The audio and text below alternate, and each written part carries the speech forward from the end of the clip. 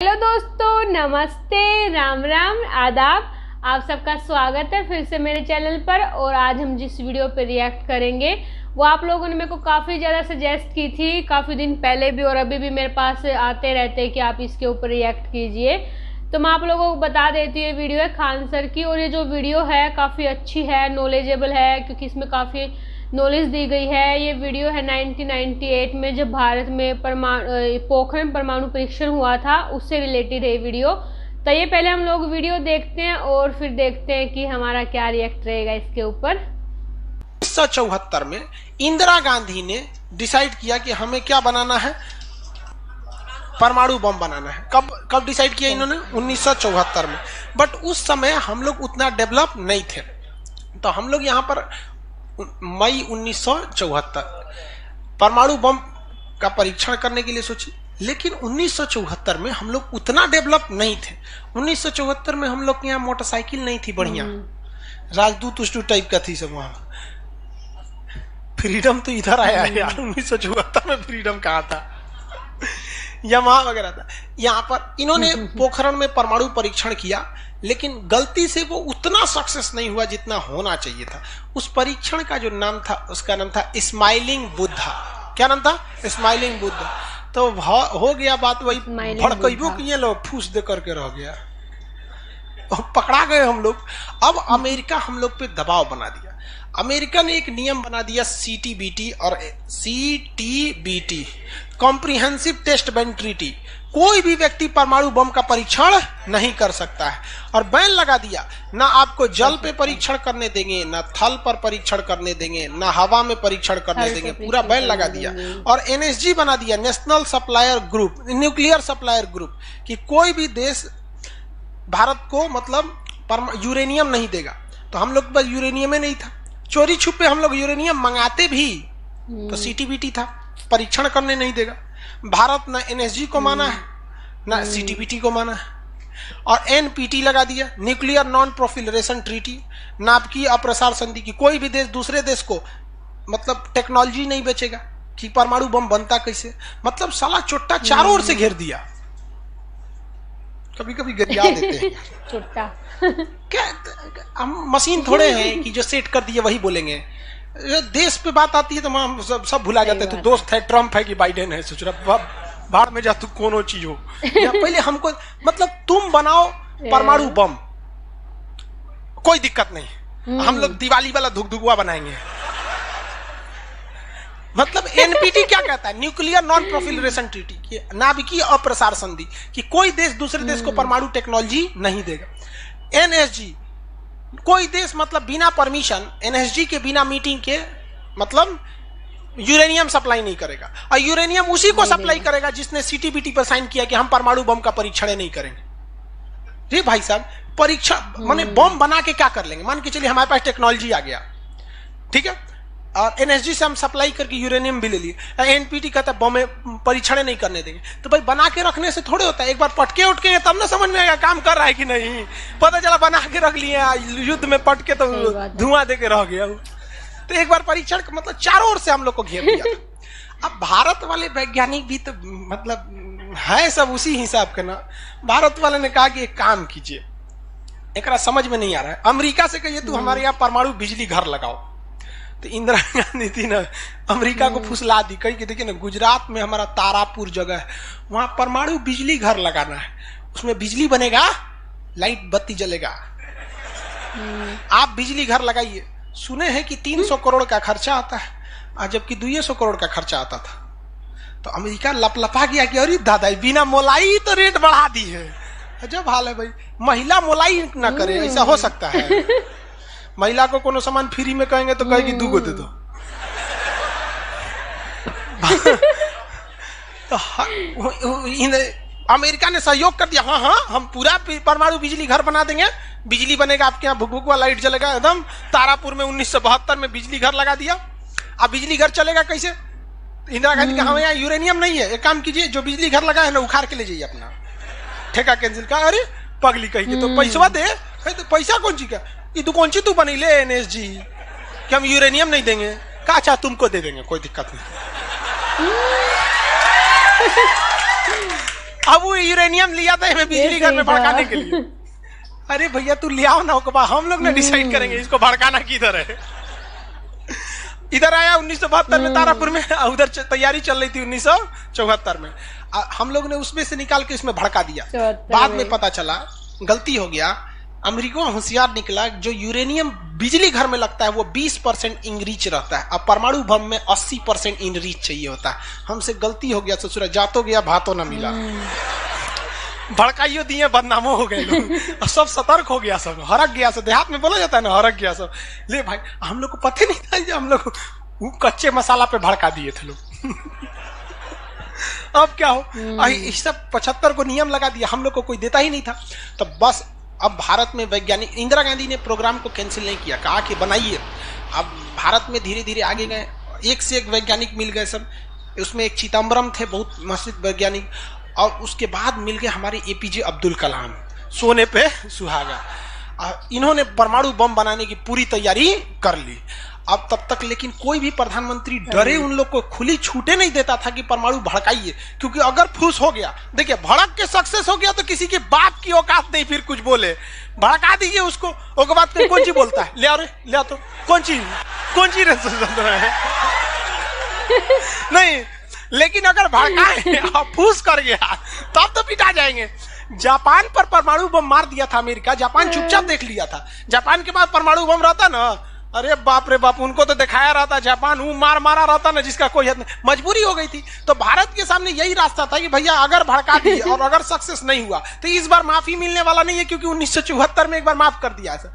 लेकिन अटल बिहारी वाजपेयी का जब नेतृत्व आया प्रधानमंत्री का, तो अटल बिहारी वाजपेयी ने कह दिया था भैया कुछ भी हो जाए, कुछ भी हो जाए, हमारा देश रहना चाहिए। आज के नेता रियलिटी बताते हैं। अटल, हम जो लोग, हम और आप उस पीढ़ी में से हैं जिन्होंने एक साथ दो महापुरुष को अपने देश में देखा, राष्ट्रपति के रूप में एपीजे अब्दुल कलाम और प्रधानमंत्री के रूप में अटल बिहारी वाजपेयी। और ये सौभाग्य पृथ्वी पर अब किसी को नहीं मिलने वाला है, क्योंकि ये ऐसे लोग थे जिनका अपना परिवार बाल बच्चा कुछ नहीं, देश ही समझा मतलब देश है, मतलब देश है यहाँ पे, और कुछ नहीं। यहाँ पे गलवान में चीन घुसा है ना, चोट्टा अटल बिहारी वाजपेयी रहते तो बताए रहे, तो दिखने में बुढ़ा थे अटल बिहारी वाजपेयी। यहाँ पे बड़े बड़े जवान लोग का छक्का छुड़ा देते थे बॉर्डर पे। उन्होंने खुला छूट दिया एपीजे अब्दुल कलाम को, कहा कि आपको हमारे परमिशन की जरूरत ही नहीं है, आपको जो करना है करिए, हमको नहीं, हमको बस परमाणु बम चाहिए, हमारी सरकार रहे चाहे सरकार गिर जाए। और रियलिटी में है, भारत में अटल बिहारी वाजपेयी अगर परमाणु परीक्षण न करते तो भारत पर अमेरिका सैंक्शन नहीं लगाया रहता और अटल बिहारी वाजपेयी की सरकार नहीं गिर जाती। लेकिन अगर वो अपनी सरकार को सोचते तो कोई भी शिक्षक मंच पर खड़ा होकर किसी प्रधानमंत्री का खुलेआम तारीफ नहीं कर सकता, वरना कितने प्रधानमंत्री आए, कितने गए, किसी के लिए शब्द नहीं निकलता है। तो इतिहास हमेशा याद रखिएगा, आपको न्यौछावर करना पड़ेगा। यहाँ पर ऐसे चमचागिरी करने से किसी का नाम लेता आदमी, लेकिन विरोधी भी जिनका नाम लेते हैं ऐसे महापुरुष थे, अटल बिहारी वाजपेयी, एपीजे अब्दुल कलाम। कोई है जो गिर जाएगा? ये तो है। हाँ, उससे अपने बेचारा शर्मा जाएगा, किसको बोल रहे। उन्होंने खुला छूट दिया और कहा कि जो करना है करिए। एपीजे अब्दुल कलाम कहे ठीक है, लेकिन अमेरिका को पता चल गया कि सोचा एपीजे अब्दुल कलाम चल गया वहां, ये पक्का सफल कर देगा, तो उसने उसके ऊपर ना सैटेलाइट छोड़ दिया, अमेरिका से सैटेलाइट छोड़ा और भारत के ऊपर निगरानी करने के लिए। अब यही गलती कर दिया अमेरिका ससुरा। एपीजे अब्दुल कलाम को फुसलाने के लिए नासा बुलाया, आइए ना, आइए नासा आइए, तो एपीजे अब्दुल कलाम चल गए और कहा कि देखिए देखिए कितना बड़ा बड़ा मशीन है नासा में। ऐसा ना इंडिया में है, टूटल फूटल स्टेपलाइजर रख ले रहता है, स्टेपलाइजर का नट उठ जाता है तो पिलास से दाब के करता है। कहा वहां वैज्ञानिक बने, यहाँ आइए हम आपको नासा का हेड बना देंगे। यहाँ पर कहा कि ठीक है, हम नासा का हेड हम क्या करेंगे, हमारा कौन है, ना बाल बच्चा ना कुछ, एक को चीज है मेरे लिए, मेरा दुनिया में कुछ नहीं है, केवल और केवल मेरी भारत माँ है, आप वो भी छीन लेंगे हमसे, ऐसा थोड़े हो सकता है। उन्होंने कहा नहीं, और यहीं ससुरा उससे गलती हो गया। वहीं पर उन्होंने देख लिया था कि अमेरिका ने भारत के ऊपर क्या लगा रखा है, सैटेलाइट मॉनिटरिंग के लिए, और वहां पे उसने अमेरिका की सबसे बड़ी गलती हो गई। यहाँ आने के बाद उन्होंने बता दिया, देख भैया हम जो काम कर रहे हैं ना, सारा अमेरिका क्या कर रहा है, सैटेलाइट से देख रहा है। तो सब वैज्ञानिक का असर ले, भड़काने से पहले तैयारी करना पड़ता है 1.5-2 महीना की। अब क्या किया जाए, तो कहे कि देखो भाई, इस अमेरिका के जो सैटेलाइट जाता है ना, दोबारा घूम के आने में ना लगभग 1-1.5 घंटा का गैप हो जाता है। इसी बीच में जो करना है करो। कहा कि 1.5 घंटा में कौन सी करेंगे। तो अटल बिहारी वाजपेयी ने खुला छूट दिया था किसको, एपीजे अब्दुल कलाम। एपीजे अब्दुल कलाम ने कह दिया ना कि एक काम कीजिए, ऐलान कर दीजिए कि यहाँ मिलिट्री एक्सरसाइज होने जा रहा है, सेना यहाँ युद्ध अभ्यास करेगी, कैसे युद्ध लिया जाता है, एकदम ओरिजिनल युद्ध का मैदान। अब युद्ध में कहीं घर बन रहा है तो कोई पूछ रहा है काहे लिए बन रहा है, तो इसी पे जब बम मार के प्रैक्टिस करेंगे। घर नहीं बन रहा था, वो इसलिए बन रहा था कि परमाणु बम कितना खतरनाक होगा। लोगों को लगा कि फौज इस पे मार के देखेगी कितना तबाही मचा रहा है। अरे भाई साहब बकलोल, वो तैयारी अब्दुल कलाम ने करवा रहे थे कि जब फोड़ेंगे तो देखेंगे कि घरवा उधिया रहा है कि नहीं। तो लोगों को लगा हम मिलिट्री एक्सरसाइज कर रही है, सब चीज काम हो गया। लेकिन अमेरिका को कहीं ना कहीं भनक लग गया, क्योंकि हर घर में सतयुग से कलयुग तक साले विभीषण हर जगह मिलते हैं। भारत में कोनो जाके कह दिया वहां पर तो भनक लग गया। तो अमेरिका ने उस सैटेलाइट की टाइमिंग घटा दी। अब जो घंटों का गैप रहता था वो चंद मिनटों का गैप रह गया, 20-20 मिनट का गैप रहता था। लेकिन इन लोगों ने अपना काम निपटा के रख दिया था। लेकिन समस्या ये थी ना कि सब चीज तो बन के रेडी हो गया, हर चीज रेडी हो गया, लेकिन अगर परमाणु बम फोड़े और फूस दे करके रह गया, समस्या यही थी। भड़क गया तो टेंशन ही नहीं था। तब क्या किया गया, सैटेलाइट हुआ तो रहेगा। तो अटल बिहारी वाजपेयी का पूरा छूट था, एपीजे अब्दुल कलाम को इनको टेंशन ही नहीं था। उन्होंने कह दिया अटल बिहारी वाजपेयी से कि काम करते हैं हम अब आ गया, हम मई में इसका बम फोड़ देंगे कोनो दिन में, 9 तारीख चाहे 11 तारीख कोनो दिन हम फोड़ देंगे। तो कहें कि भाई आपको जो करना है करिए ना, हमको मत बताइए, हमको बस परमाणु बम चाहिए, बाकी अमेरिका कौन चीज करेगा हम देख लेंगे यहाँ पे। तो अटल बिहारी वाजपेयी से खुला छूट मिल गया। अब इन्होंने 9 मई 1998 डेट क्या कर दिया, डिसाइड कर 2 दिन किया था, एक 9 मई को भी, फिर 11 मई को। पहले 11 मई 1998 शक्ति 98 कोड नाम था। जैसे अमेरिका का सैटेलाइट गुजरा, पूरी तरह से कैलकुलेशन हो गया था कि कैसे कैसे होने वाला है। अमेरिका का सैटेलाइट जैसे गुजरा तुरंत यहां पे भारत का परमाणु बम को ब्लास्ट किया गया। और जैसे ब्लास्ट हुआ तो जो मिलिट्री एक्सरसाइज कर रही थी उसको तो भेज दिया गया था 2 दिन पहले ही। जो बिल्डिंग बनाई थी वो खाली पड़ल था, धाए दे गायब हो गया बिल्डिंग, पूरा धुआं धुआं हो गया, पूरा भयानक। अब परमाणु बम क्या हो गया, लगभग सफल हो गया। वैज्ञानिकों को लग गया था सफल हो गया, लेकिन भाई अब ये फोड़े, अभी कैसे पता चल जाएगा सफल हो जाएगा। आप अंदाजे ना बता सकते कि भाई इतना तबाही एक अच्छा ही बम ला सकता है। लेकिन तब तक सैटेलाइट उसका घूम के आ रहा था और पकड़ लेता तब क्या होता, मान के चलिए पकड़ लेता, अब पता चला कि सफल नहीं हुआ, खाली धुआं कर दिया, गड़बड़ हो गया। तुरंत अटल बिहारी वाजपेयी को फोन किए एपीजे अब्दुल कलाम कि तुरंत आप मौसम विभाग को कहिए कि राजस्थान में भयानक तूफान आया है, कोई नहीं जाएगा। अटल बिहारी वाजपेयी ने तुरंत घोषणा करा दी, राजस्थान के लोग अपने घर में रहे, बहुत भयानक तूफान आया है। अब उसका सैटेलाइट आ रहा है तो देख रहा है धुआं हुआ है, तुरंत मैसेज भेजा नासा में, धुआं हो गया यहाँ पे। कहीं मतलब धुआं हुआ, तूफान आया है वहां पे। तूफान आया है, सोचो। वहां से चला गया, तब परीक्षण देखा गया, एकदम सक्सेस। अब टेंशन ही नहीं है, एक और फोड़ दो, 2 फोड़ दिया गया, पूरी तरह से सक्सेस हो गया। और ससुरा अमेरिका को अभी तक पता है कि वहां तूफान आया है, अरे वहां दूसरा तूफान आया है। अब भारत में कुछ भी कहिए तो डर तो लगता है नहीं, अमेरिका बहुत खतरनाक देश है। आज हम लोग भले शक्तिशाली है, 1998 में हम लोग को पाकिस्तान आगे दिखा देता था। 99 की करगिल वार याद कीजिए। आज हम लोग बहुत आगे निकल गए, लेकिन उस समय बहुत पीछे थे हम लोग। अब डर तो था ही। अब भारत के मेरे पापा भी गए थे उस टाइम सब राष्ट्रपति कहते थे अमेरिका क्या करेगा, ओके पते नहीं। 9 तारीख बीत गया, 10 तारीख बीत गया, पता ही नहीं चला अमेरिका को। अटल बिहारी वाजपेयी अब्दुल कलाम से पूछे कि महाराज तो सोचा कुछ सुख बुगाइए नहीं रहा है, तो ओकरा पते ना चलल है। एक काम करते हैं, आप धड़ल्ले से फोड़ देते हैं, क्या फायदा है हम। तो फिर 11 मई को 3 और फोड़ दिए, 2 गायब करके। जैसे परमाणु बम निकला धाम से फोड़े, पता ही नहीं चला। दूसरा, लेकिन भाई धड़ाधड़ 5 फोड़ दीजिएगा तो पता चल जाएगा कि नहीं पता चल। ये डाउट हो गया पाकिस्तान को, जनते का है। हम लोग फोड़ रहे थे यहाँ पे, अब भूकंप आ रहा था यहाँ। फोन किया अमेरिका को कि बकलवा आंधी उंधी ना उठ लो, फोड़ दिया वो परमाणु बम। अमेरिका से जरा माथा फोड़ रहा है अपना, कह रहा है कि अब क्या करें हम। यहाँ पे नासा वालन को गरियाया, गिरे चोट्टा कहीं का, तू लोग को सैटेलाइट लगाओ, आई लगाओ। वहां पे कौन सी देख रहा था लोग वहां पे, कि हम तो बोलबे किए थे कि उधर दुका उठाया था, अपने ने बोले थे कि आंधी उठल है वहां पे। अमेरिका आग बबूला हो गया और तुरंत अमेरिका का प्रतिक्रिया आया कि भारत को इसका बहुत भारी कीमत चुकानी पड़ेगी। तो भाई जिसकी कीमत भारी ना हो उसे चुकाने में मजा क्या है। और अमेरिका ने खुलेआम भारत को ललकार दिया कि अमेरिका कभी भी इस बात को स्वीकार नहीं करेगा कि भारत एक परमाणु संपन्न देश है। भारत को कभी भी अमेरिका इस बात की मान्यता नहीं देगा। अटल बिहारी वाजपेयी ने भी कॉन्फ्रेंस तुरंत मीडिया के सामने आए और कहे कि जो चीज हमारे पास है उसके लिए हमें किसी के प्रमाण की कोई आवश्यकता नहीं है, और जिस देश को यह लगता है कि हमारे पास परमाणु बम नहीं है या जिन देश को हम पर शक है वह आ जाना युद्ध के मैदान में बताएंगे है कि नहीं। अब पूरी तरह तबाह हो गया। अब अमेरिका माथा पीटते रह गया। अमेरिका ने आदेश दिया अपनी सेना को कि तैयार रहो।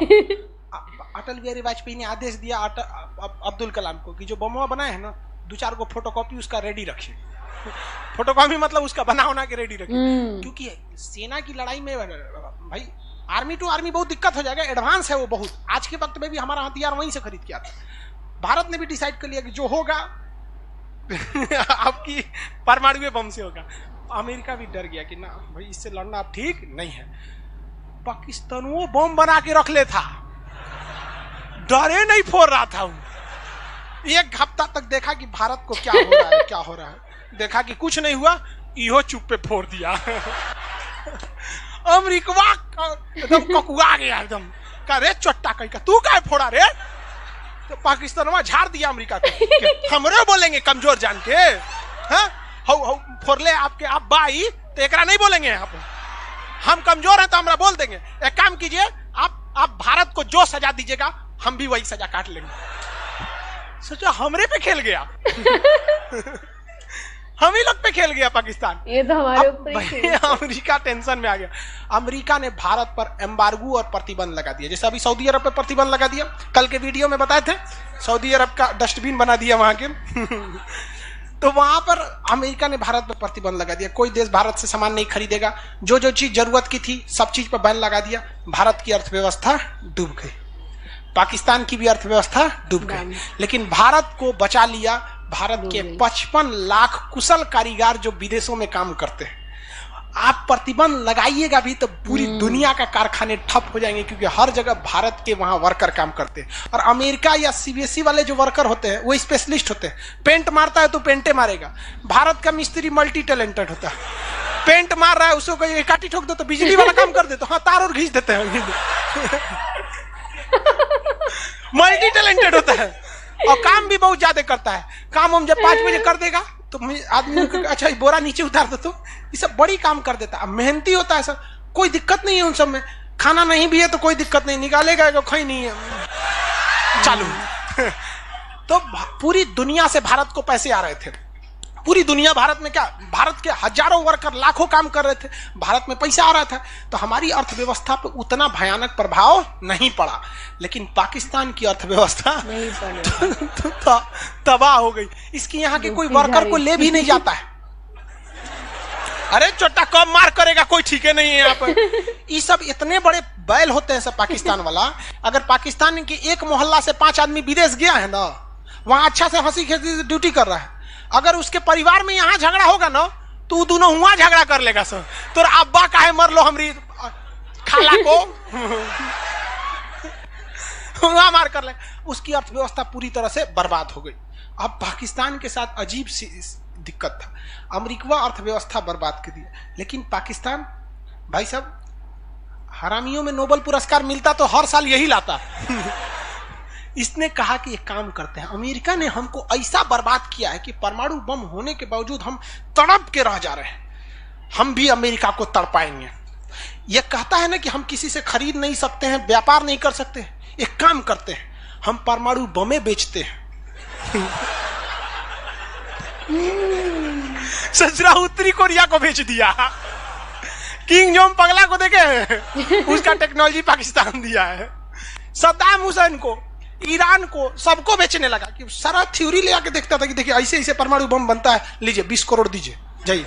अब अगला हिसाब 1 महीना तो काटेगा आदमी, अगला हिसाब देखे। अमेरिका कह रहा है पाकिस्तान में चोट्टा क्या कर रहा है, क्या कर रहा है, मरे हम भूखे मरे, आप प्रतिबंध हटा दीजिए, नहीं तो हम इसको फेसबुक पे डाल देंगे।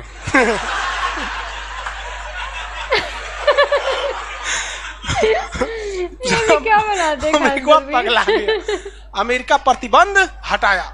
इस बार फायदा उठा लिया भारत, कहा ओकरा हटाया तो हमरो प्रतिबंध हटाओ। समझ में आ गया कि नहीं? तो गलती से भी अगर हम लोग जब भी एक दूसरे का अंतर्राष्ट्रीय मंच पर साथ दिए हैं ना, तो दोनों को फायदा हुआ है। लेकिन ये चुट्टा उसको समझ में नहीं आता है। अभी भी अगर वो शांति से रहेगा ना तो बहुत आगे जाएगा, और अशांति से रहेगा तो एकदम में आगे चल जाएगा। परमाणु परीक्षण समझ में आ गया? किसी को कोई दिक्कत कहां होता है? पोखरण में। आज भारत परमाणु संपन्न है या नहीं है? परमाणु की आवश्यकता है? नहीं।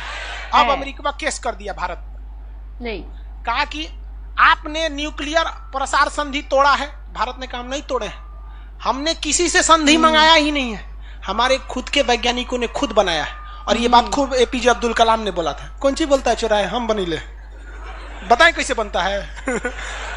कहा कि अच्छा ठीक है ये नहीं है, लेकिन आपने यूरेनियम तो चोरी से मंगाया। कहा चुप चट्टा कहीं का, चोरी से मंगाया। हमारे केरल में यूरेनियम निकलता है, जादूगोड़ा की खान झारखंड से निकलता है, उसी से हम बनाए। हम किसी से भीख नहीं मांगे हैं, हम हिंदुस्तानी हैं लोग यहाँ पे, भीख में तो हमें कुछ भी नहीं चाहिए। तो एनएसजी कहा कि अभी तब कहा अब कौन सी पे मुकदमा ठोके, तब इस पे ठोक दिया भारत पे। आपने परमाणु परीक्षण किया क्यों है? भारत ने ये मुकदमा जीत लिया। जानते हैं कैसे? कहा कि कैसे? हमने तो कोई नियम नहीं तोड़े हैं। सीटीबीटी कहता है आप पानी में नहीं फोड़ सकते हैं, जमीन पे नहीं फोड़ सकते हैं, हवा में नहीं फोड़ सकते, हम जमीन के अंदर फोड़े हैं। भारत ने कहा फोड़ा था? जमीन के अंदर। तो भारत को उस समय हर चीज साथ दिया था, बुद्धि, विवेक, बल, शक्ति सब रहना चाहिए, तब आप जीत सकते हैं। ऐसा नहीं कि परमाणु बम ले लेने से आपको जीत जाएंगे। कब कैसा सिचुएशन था, आंधी आया है, परमाणु बम फूट गया, तो हर चीज बहुत कांड हुआ यहाँ पे। बाद में अमेरिका को समझ में आ गया कि नहीं हो सकता है, अब भारत को नांग नहीं सकते। वो गया जमाना जब हमारे ऊपर किसी का शासन हुआ करता था। आज भी भारत में बस जाति पात खत्म हो जाए, ऊंच नीच पे लड़ना खत्म हो जाए, और Congress BJP high party how party मतलब नेतागिरी खत्म हो जाए, तो सोचिए ना हमारे पास कमी किस चीज की है कि नहीं? नेतागिरी तो सॉल्व हो सकता है। यूपीएससी का एग्जाम कंपलसरी कर दीजिए नेता बनने के लिए।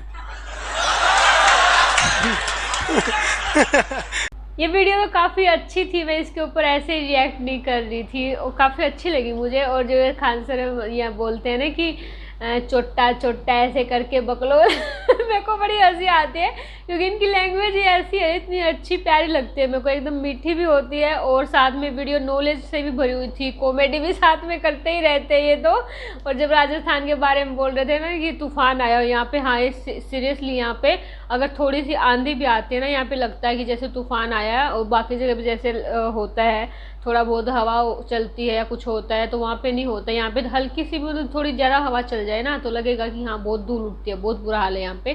तो काफ़ी अच्छी वीडियो लगी ये वाली, और आप लोगों को कैसा मेरा रिएक्शन लगता है मेरे को ज़रूर बताना, और नेक्स्ट रिएक्शन मैं किसके ऊपर करूँ वो भी मेरे को ज़रूर बताना। तब तक के लिए बाय बाय, टेक केयर, और मेरे चैनल को सब्सक्राइब जरूर कर लेना, लाइक कर देना, कमेंट कर देना, शेयर कर देना।